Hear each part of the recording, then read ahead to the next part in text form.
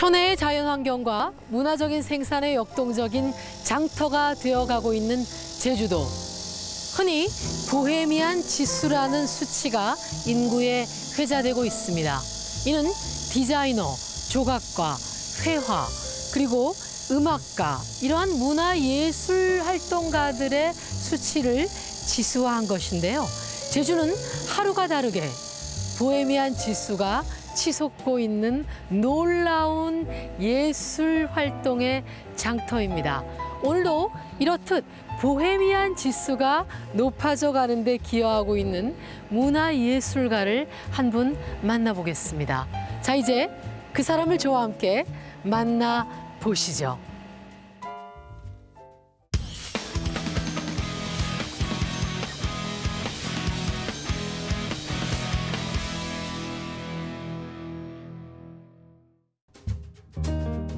조선 후기 실학자 이익은 그의 책 성호사설에서 제주에는 사슴이 많이 있는데 다 잡아도 이듬해가 되면 여전히 번식하니 바다의 물고기가 변해서 사슴이 되는 것이 아니고 무엇이겠느냐고 기록할 정도로 제주는 예로부터 사슴이 많이 살던 섬으로 알려져 있습니다.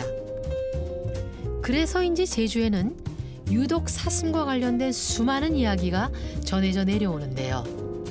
그 중에서도 눈처럼 하얀 사슴인 백록에 관련된 다양한 신화가 제주 곳곳에 깃들어 있습니다. 오늘 장정혜의 문화로그 왓은 제주가 간직하고 있는 신화와 전설 속 이야기를 작가만의 상상력으로 환상적으로 풀어내는 화가를 만나보겠습니다.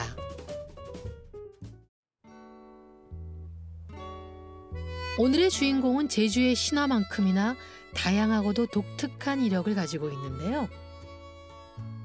오래도록 서해로 붓의 놀림과 먹의 농담을 연구해오던 그는 이제 흑백보다 수많은 색을 표현할 수 있는 방법으로 제주다움을 담는 자신만의 화풍을 찾아가고 있다고 합니다. 임성호 작가님, 안녕하세요. 안녕하세요. 반갑습니다. 네, 반갑습니다.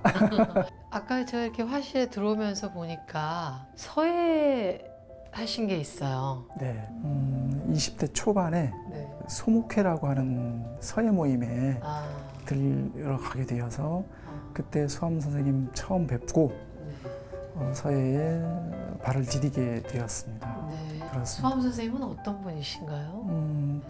수암 선생님께서는 아주 훌륭하신 선생님이셨고 네. 서예가이셨고 많이 공부는 못했습니다. 많이 뵙지는 못했습니다. 네. 그럴 기회가 이제 많지는 않았습니다. 대신에 네. 서예 채본이라고 한 것이 있는데 네.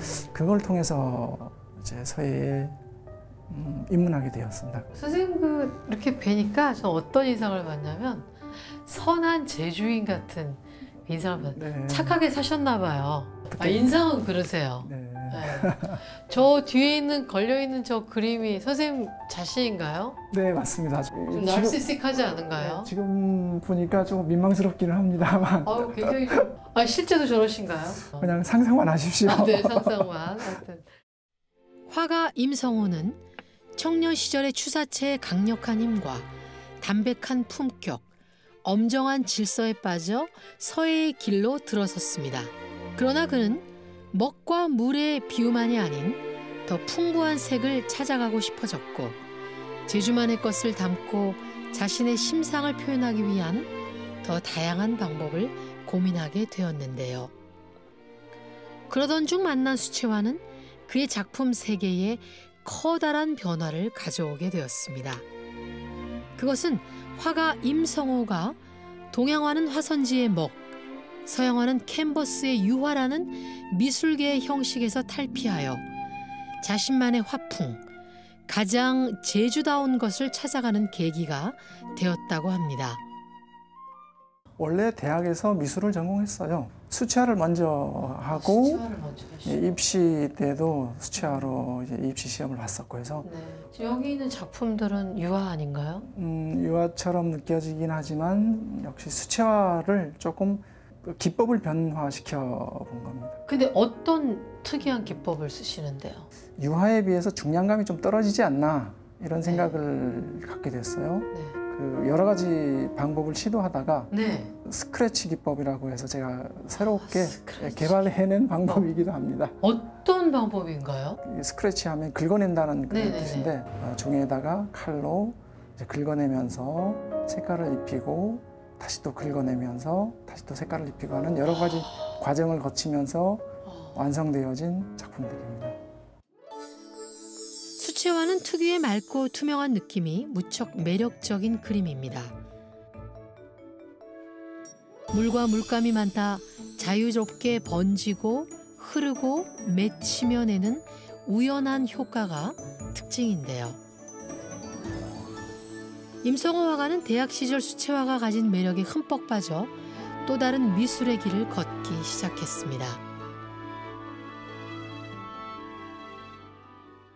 굉장히 그러면 작업 시간이 물리적으로 오래 걸리겠는데요? 네, 시간이 많이 걸리죠. 근데 이거는 나무를 원료로 해서 만드는 종이가 아니라 커튼. 면으로? 예, 수채화하면 우리 중고등학교 때 네네. 학교에서 미술 시간에서 배운 그런 어떤 캔트지에 그리는 그런 방식만 생각하고 있는데 지금은 재료의 다양성 많이 개발되어지고 연구되어지고 수채화의 또 다른 그 맛을 느낄 수가 있습니다. 아까 인터뷰 전에 말씀 잘 못하신다고 긴장된다고 뭐 청산 유수입니다 지금. 수채화를 그리셔서 청산 유수인 것 같아요. 근데 느낌은 유화예요. 근데 처음이에요. 저는 깜짝 놀랐어요 지금. 그의 작품은 수채화 특유의 번짐과 투명한 느낌 대신 유화와 같은 입체감과 무게감이 있는데요. 그것은 수채화의 특징에 유화의 묵직한 중량감을 섞은 그만의 스크래치 기법으로 제주도의 풍경을 담아내기 위해 오랜 세월 각고의 노력으로 탄생시킨 독특한 화풍입니다. 우리가 꽁뜨 나옹, 꽁뜨 누이라 그러는데 형식은 내용을 규정합니다. 제가 좀 수채화라고 그래서 다시 들여다보게 되는데 상당히 그 몽환적이고 네. 거기에 어떤 신화적인 소재들을 도입을 하셔서 상당히 중량감 있는 어떤 심연의 느낌을 신화학적으로 좀 표현해내고 계시는데 우리 작품에 대해서 선생님 설명을 듣고 싶습니다. 네, 제주를 바라보는 시각을 네. 어떻게 가져야 될까? 그리고 제주의 풍경을 또 화면에 어떻게 담아내서 작품화 시켜낼까? 이건 쉬운 문제가 아니었었습니다. 신화적인 내용을 가미한다면 환상적이고 독특한 네. 제주다운 맛이 나는 그런 작품을 만들어내지 않을까 해서 시작하게 된 겁니다. 그 제주 신화는 그 다른 지역과 달리 아주 풍부하고 또 아주 독창적이고 어떤 그 전형적인 틀에 박히지 않는 자유분방한 상상력을 그대로 나타나고 있는데 선생님의 지금 그림들을 보면은 그런 게 느껴지고요. 네. 서민의 삶의 애환이 느껴져요. 화가 임성호의 작품은 보는 이들을 작가만의 몽환적인 세계로 끌어들이는데요. 제주 태초의 모습이 이러했을까요? 가장 자연적이고 가장 신화적인 모습을 담고 있는 제주의 풍경은 새삼스레 제주가 환상의 섬임을 깨닫게 하는군요. 그림 그리시면서 어떻게 그림만으로 쭉 인생을 살아오셨어요? 아니면은 나름의 그 삶의 고생도 있었을 것 같은데. 뭐 지금은 어떻습니까? 지난 얘기긴 합니다만 네. 대학 졸업을 하고 그 덤프트럭 운전한 적도 있었습니다. 덤프트럭? 네. 덤프트럭. 그래서 그런 생활을 하다가 어느 날 갑자기 나의 모습을 뭘로 보여주지? 나의 가치를 뭘로 표현하지? 라고 하는 그런 어떤 자문자답을 하면서 역시 내가 할 수 있는 건 그림밖에 없구나. 그는 생계에 치이고 생활에 질리고 생존에 절절매며 자신의 내면을 작품으로 힘겹게 담아왔습니다. 그러나 생활의 어려움 속에서 다양한 삶의 경험을 해온 시간은 작품 속에 깊이 있게 녹아들어 그의 작품을 더욱 풍성하게 만드는 토대가 되지 않았을까요? 그때 어떤 그 마음에 느꼈던 여러 가지 느낌들이 지금 이 그림에 고스란히 네. 녹아 나오는 것 같아요. 제가 이런 그림을 보면서 그냥 이 밥이 주는 그 무게, 네. 곤밥을 먹지 못했던 제주인의 삶, 고생해온 나의 삶을 선생님 그림이 고스란히 우리에게 이야기를 들려주고 있지 네. 않을까. 너무나 잘 해석해 주셔서 네. 감사합니다. 그 밥에 대한 어떤 예의랄까? 그 어머니들이 우리들을 위해서 애쓰신 어떤 그런 부분까지도 생각이 미치게 되었습니다. 오름 자락에서 나고 자라 생활하다가 끝내는 오름의 품으로 돌아가는 제주인에게 어머니의 품이나 다름없는 오름이 가진 문화적인 의미. 화가 임성호는 가장 제주다운 것, 제주인의 마음을 담을 수 있는 작품을 고민하면서 자연스럽게 제주 신화에도 관심을 갖게 되었다고 하는군요. 조금 더 나아간다면 신화 얘기하고도 또 연관성이 없잖아 있습니다. 지금 세상은 바뀌었지만 신화는 옛날로부터 지금까지 이어져 오는 얘기고 다시 또 우리에 의해서 다시 또 미래의 세대로 옮겨가는 그런 얘기이므로 살아있는 우리 제주 신화가 아닌가 생각을 하게 됩니다.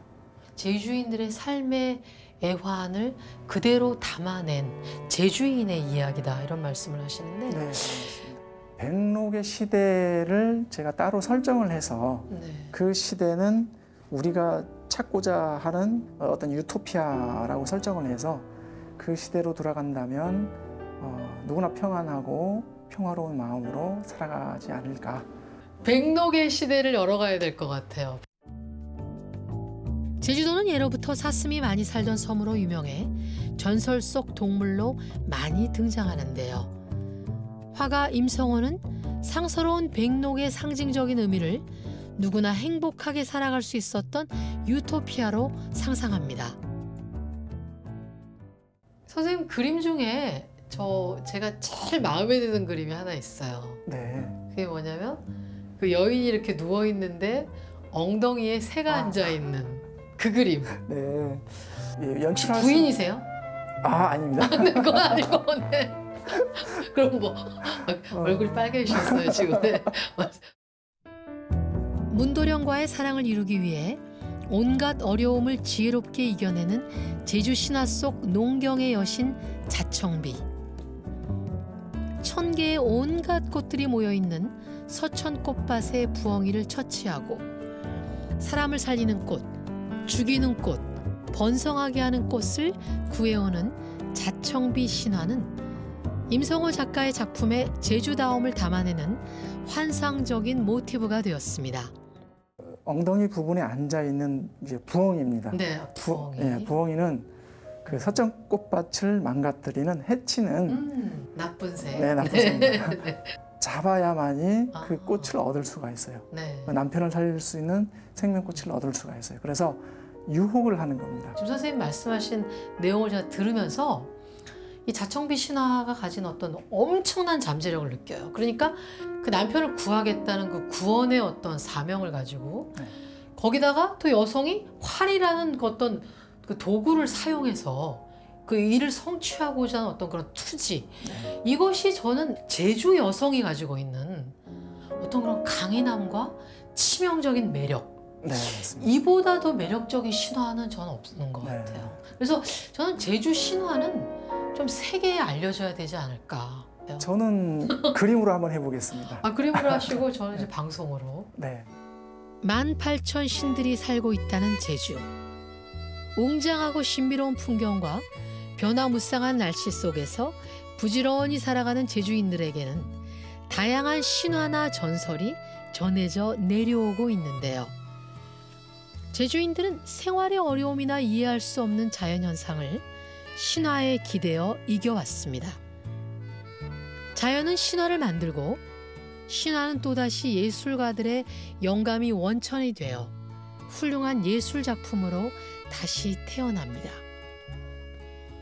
절벽에 부딪히는 파도 소리가 울려대는 송악산은 화가 임성호의 작품에 가장 많은 영향을 미쳤다고 하는데요. 아, 우리 장정혜의 문화로그와 역사상 정말 뜨겁습니다. 여기 지금 딜 정도예요. 준비를 좀 하고 개념 없이 왔습니다. 나왔는데 그러네요. 네.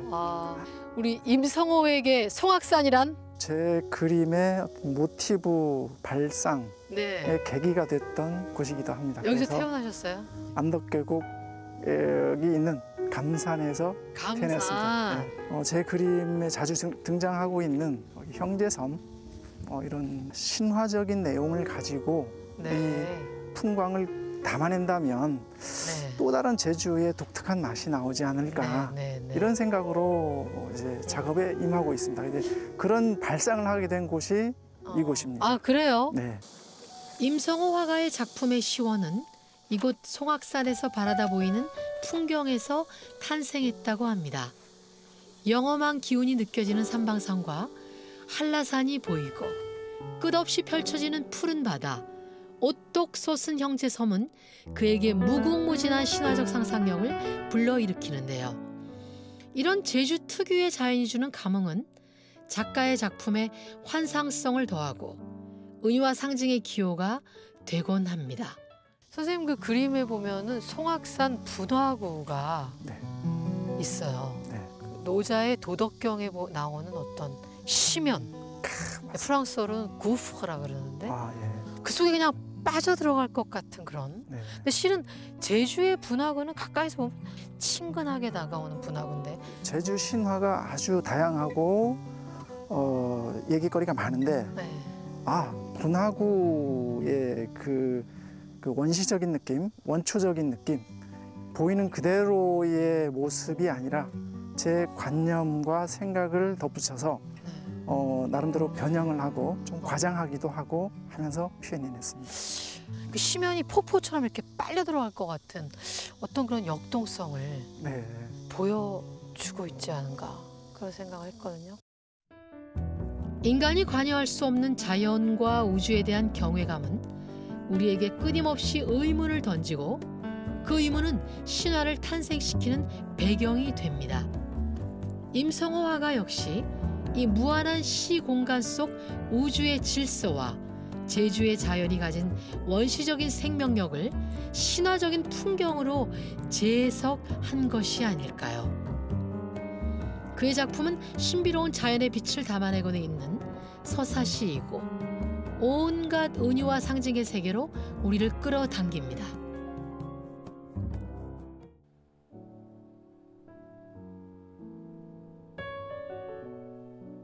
원도심을 중심으로 문화 공간이 있는 카페를 만들겠다는 바람으로 만들어진 갤러리 카페.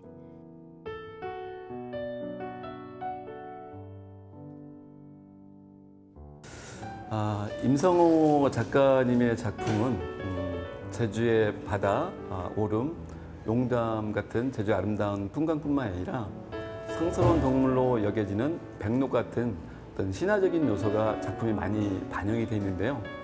이러한 제주 색채가 강하게 녹아있는 작품들을 도심 가까운 곳에서 지역 주민, 도민, 나아가 관광객들이 볼 수 있는 기회가 있으면 좋겠다는 생각에서 특별전을 기획하게 됐습니다. 이곳은 작품을 보다 가까운 거리에서 접할 수 있는데요. 작품만을 감상하는 딱딱한 미술관이 아니라 차를 마시며 음악을 듣고 친구들과 담소를 나누면서 편안하게 작품을 감상할 수 있어 작가와 관람객이 더 가까이 소통할 수 있다고 하는군요. 이 갤러리 카페네요. 네. 작품들은 주로 어떤 작품을?